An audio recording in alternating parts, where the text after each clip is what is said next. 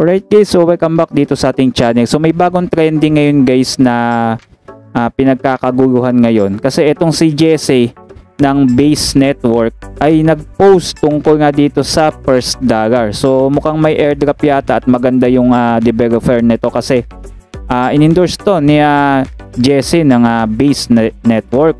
So eto guys, makikita natin dito sa kanyang post, get your first dollar on Base.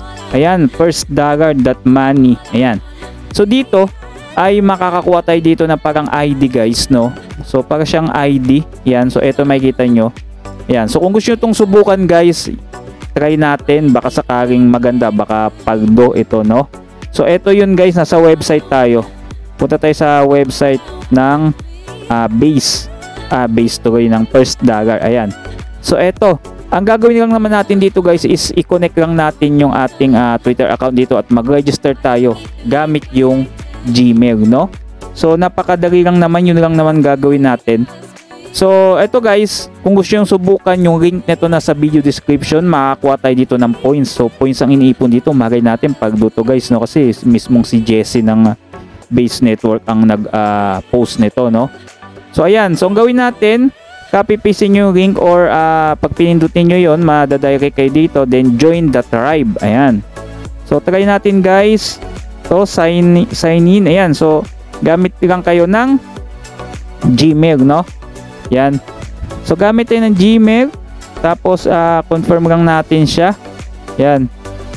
So dito ay pagkatapos yan guys, eto ang gagawin natin, no? So meron ditong connect your X account dito sa may baba. Ayan. So dito is meron tayong ma-earn na XP kaagad after natin mag-sign up, no? XP 50 yan guys, no?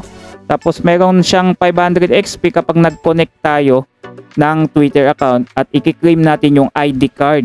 Yan, ID card to guys. So connect natin. So free lang naman to guys, wala naman bayad, no? So mukhang maganda-ganda tong project na to, no? Itong first dollar. Yan. So connect nyo lang at i-accept lang ninyo guys.